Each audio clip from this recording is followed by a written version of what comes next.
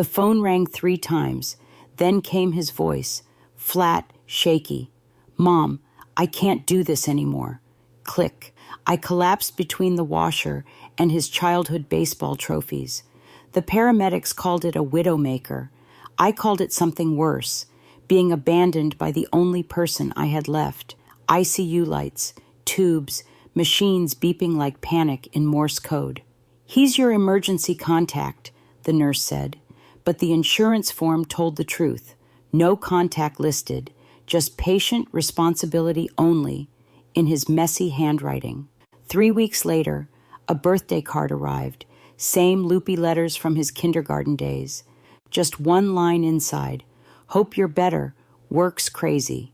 30 years of motherhood, every scraped knee, every midnight fever, every forgotten lunchbox. And now, I was just inconvenient. So at 2:37 a.m., IV still dripping, I wrote a post, hands trembling. But I hit send, and by sunrise, the silence wasn't mine anymore. I wasn't always the woman writing angry posts at 2 a.m. I was Linda, a 65-year-old widow, retired RN, the type who crocheted her own Christmas gifts and still clipped coupons out of habit. And most importantly, I was a mother, his mother. After my husband passed, Brian became my whole purpose. Soccer games, emergency dentist appointments, staying up all night with flashcards before his SATs. He used to call me my anchor. When he had his first panic attack in college, I drove 4 hours in the dark and read Psalm 23 on his dorm floor until he fell asleep. So when he asked me to move in and help with the baby, I didn't hesitate. Of course I'd do the night feedings. Of course I'd fold tiny onesies and boil bottles like surgical tools. Not because he asked, but because mothers fill the gaps no one else even sees. But slowly, the tone changed. He'd scroll through his phone while I was mid-sentence. He'd roll his eyes if I double-checked the baby monitor. One night, I made his favorite casserole. He didn't even sit down, just said, "I'm not hungry," and walked past me. I went from being his safe place to feeling like a spare chair in my own kitchen. And maybe I could have accepted it. Maybe I would have blamed stress or work or marriage. Until I collapsed in the laundry room. Until the machines started screaming in ICU. And the only message I got from my son was, "Hope you're better, work's crazy." That's when something in me went quiet. Not broken, just still. And in that stillness, a question settled in my chest like a weight. If I gave him every last piece of me, why did he never notice I was fading?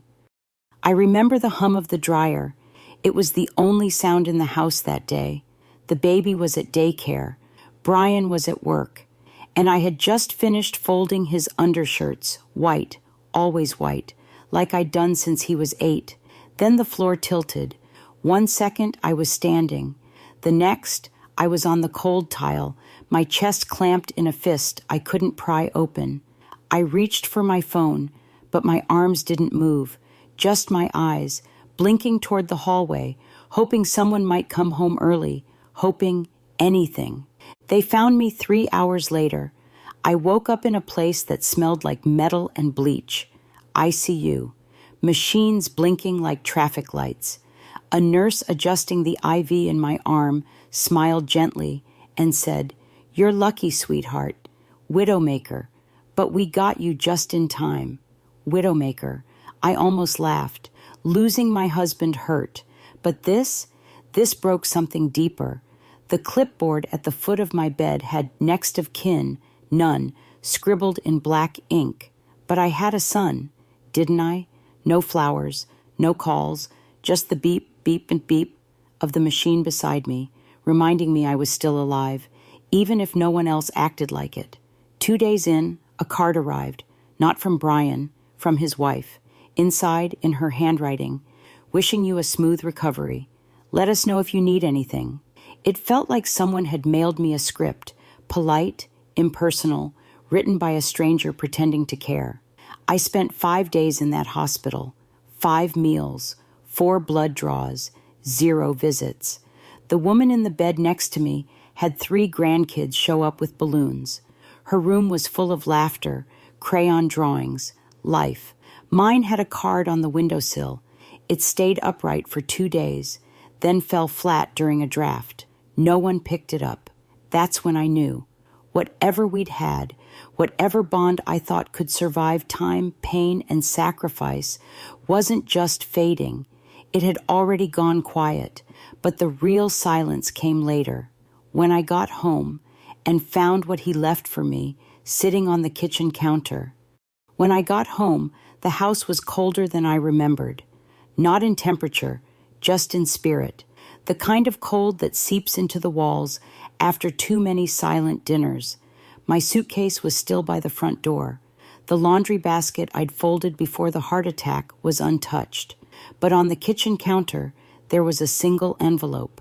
No stamp, no handwriting, just placed there, deliberately. It was a birthday card, mine. Inside, there were 3 words, printed, not handwritten, "Happy birthday, Mom." No signature, no "Love, Brian," not even a joke about getting older, like he used to write when he was in high school. I just stood there, staring at it, feeling something between heartbreak and humiliation, as if someone had gone out of their way to remind me how forgettable I'd become. I opened the fridge, hoping for some kind of comfort, but what I found was worse. A Post-it note stuck to a Tupperware lid. Leftovers. J. Not even his handwriting. Just a scribble from his wife, like I was the live-in maid they'd forgotten to fire. Later that night, I opened my laptop to check email. There it was, sent 2 days earlier. "Hey, Mom, glad you're okay. We've been talking, and I think we need a little space, just for a while. Hope you understand." No call, no visit, just that, space. As if I was a stain that wouldn't come out, something you love once, then avoid. I didn't cry, I didn't scream, but in that moment something shifted. He'd let me fall, and now I was done catching him. I didn't sleep that night, not because of pain, but because of the silence, the kind that presses against your chest like a second pillow, soft but suffocating. I lay there, staring at the ceiling fan, thinking, how did we get here? How did I go from being the woman he couldn't fall asleep without to the one he couldn't bother to call? I remembered reading Goodnight Moon 17 nights in a row, even when I lost my voice. I remembered staying up past midnight, editing his college essays while he snored on the couch beside me. He used to leave me notes on the fridge. "Thanks, Mom. You're the best." Stick figure drawings of us holding ice cream cones. And now, a card with no handwriting, a Post-it on cold leftovers. Was I too much, too present, too protective? Did I smother him with the very love I thought would keep us close? The guilt burned hotter than the betrayal. I started thinking maybe I deserved the distance. Maybe I'd made loving me exhausting. But then I thought about that hospital clipboard. Next of kin, none. And suddenly, the sadness gave way to something else. Not rage, not revenge, clarity. I had spent my life pouring into a boy who'd grown into a man and forgotten the woman who got him there. I wasn't weak for needing love. He was careless for wasting it. And somewhere between that fan's second spin and sunrise, I stopped making excuses for him, because maybe I'd failed as a mother, but I was about to remember who I was as a woman. I didn't slam a door, didn't scream into a pillow, didn't even cry. Instead, I made tea, 1 bag of chamomile, 1 tablespoon of honey, same way I used to make it for Brian when he couldn't sleep before finals. I sat at the kitchen table, letting the steam blur my glasses, and opened a clean notepad. At the top, I wrote 1 word, proof. Not because I wanted revenge, but because I needed to see it, all of it, laid out in ink. So I started listing. The missed call that never came, the unsigned birthday card, the post-it on leftovers, the ICU form that said, next of kin, none. It wasn't evidence in the legal sense, but it was the kind that matters when you're trying to convince yourself that you didn't imagine the distance. I dug into my inbox, found 2 years' worth of messages I'd sent him, photos of his son at playgroup, recipes I thought he might like, little reminders like, bundle up, it's freezing out today. Some were read, most weren't. I checked my call log, 19 outgoing, 3 returned, none lasted longer than 2 minutes. I flipped the page and wrote a second word, witnesses, not for court, but for memory, the nurse who asked if I was estranged, my neighbor, Linda D., who drove me to the ER follow-up because he said he was tied up at work, my best friend Carla, who held me while I sobbed into a towel because I didn't want to wake the baby. I didn't know what I was building, but it felt like something solid, something I could stand on if the guilt tried to drag me under again. And that night, before I went to bed, I opened a new folder on my desktop, named it For Me. But by the time I fell asleep, I already knew it wouldn't stay private for long. I didn't plan to post anything. It started as a journal entry, just words I typed out to clear the fog in my head. But then I reread it, and I thought, what if someone else feels this too? So I opened Facebook, clicked Create Post. I wasn't looking for attention. I didn't name names. I didn't accuse. I just wrote, sometimes the hardest thing isn't being alone. It's realizing the people you gave everything to were perfectly fine without you. ICU stays are quieter when no one calls. Birthdays feel colder when the card has no handwriting. But I'm learning that silence can be a teacher, and some lessons come after the damage is done. I hit post, then I went to make tea. An hour later, my phone buzzed, once, then again, then 5 more times. By morning, I had 143 comments, most from women my age, nurses, grandmothers, widows, all of them saying the same thing. This happened to me too. The post was shared over 600 times in 3 days. Old friends from high school messaged. Former coworkers called. Even Carla, who hadn't been on Facebook in months, left a voicemail that started with, "You okay? I saw your post," and I saw who didn't like it. I didn't say anything publicly, not at first, but a few days later, I noticed something strange. Brian's boss, his actual boss, liked the post, then his wife's cousin, then someone from the daycare. People started connecting dots. I didn't confirm, I didn't deny, but silence, it turns out, can speak volumes. And the thing about telling the truth is, once you let it out, you can't control where it lands. He called 2 days later. I was folding towels when the phone rang. His name lit up like it hadn't in months. For a second, I froze. Half of me expected a voicemail. The other half almost hoped for one. But I answered, "Hi, Mom." His voice was tight, controlled. Then, "Why would you post something like that? Not, 'How are you?' Not, 'I'm sorry I wasn't there.' Just an accusation, coated in hurt and laced with shame." I didn't say anything at first, because in that moment, I didn't know who I was speaking to. The boy who once cried when I left for night shifts, or the man who watched me disappear into a hospital bed and never came. He kept going. "You made me look like a monster. People at work are asking questions. My wife's upset. This was personal. Why make it public?" And I almost apologized. I almost said, "You're right, I shouldn't have." Because that's what I've always done. Tried to fix, tried to smooth over. But something inside me held still. And instead I said, "I didn't name you, Brian. If the story fits too well, that's not my doing." The silence on the line was louder than any scream. He hung up without another word. And after the call, I sat there, alone, surrounded by clean towels, and a gnawing question I couldn't shake. Had I gone too far, or had I finally gone just far enough? I didn't feel strong at first.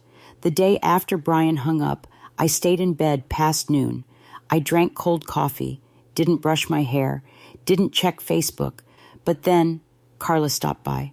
She brought lemon muffins and said nothing at first, just sat beside me on the porch swing, like we used to when the kids were little.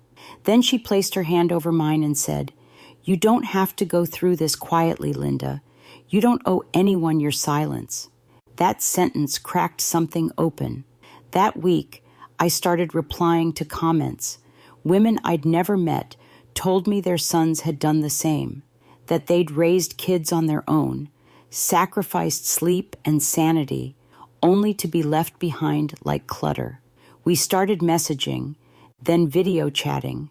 Someone suggested a support group, then a private Facebook circle. We called it the Porch Light Club, a nod to all the mothers who left the light on long after no one was coming home. Within a month, we had 1,800 members, and suddenly, my world was bigger than my son's voicemail. I began writing again. Blog posts, essays, stories. I shared them in the group, then on a website we built together. And one day, a woman named Joyce messaged me, "You don't know this, but your post kept me from giving up. I'd been sitting in my car outside a gas station thinking I couldn't go home, but I read what you wrote." And I did. I read that message 4 times. Then I cried for all the things I'd buried and all the things I hadn't lost after all. That week, I spoke at a local library. A retired teacher hugged me afterward and whispered, "It's about time someone said it out loud." And for the first time in years, I didn't feel like someone's leftover. I felt like someone worth listening to. But just when the dust started to settle, when I could finally breathe again, he showed up, on my porch, unannounced. He stood on my porch like a stranger who'd taken the wrong turn. Same face, same hands I once held when he broke his arm at 6. But something about him felt unfamiliar. He didn't knock, just waited. I opened the door, but didn't invite him in. "Hi, Mom." His voice cracked. "I'm sorry." I didn't say anything, just stepped aside so he could see the living room, the books stacked on the table, the laptop still open to the Porch Light Club homepage. He looked down at his shoes, then back at me. "I've been overwhelmed. I didn't mean to hurt you." That's when I realized he thought this was about him. I could have hugged him. I could have cried. Instead, I smiled, soft but steady. "I know, and I'm glad you came, but I'm not the same woman you left on that hospital bed." His lips parted like he had more to say, but I didn't give him the space to say it. I stepped back inside and gently closed the door, not in anger, not in revenge, but because this time I didn't need permission to choose myself. I didn't watch him leave, didn't peek through the curtains, didn't wonder if he'd turn around. Instead, I sat back down at my kitchen table, tea gone cold, porch light still glowing. Some days, I still think about that little boy with the stick drawings and scraped knees. And some nights, I still set out an extra plate, out of habit, not hope. But I've stopped tying my worth to who shows up. I've built something new, something real. And for the first time in a long time, my story doesn't begin and end with someone else's name. I lost a son maybe, but I found myself. And I wonder, how many of us are walking around carrying stories we were never allowed to tell? How many of us are waiting for permission to speak, to stand, to say enough? If you're listening to this, what would you say if you finally gave yourself the last word?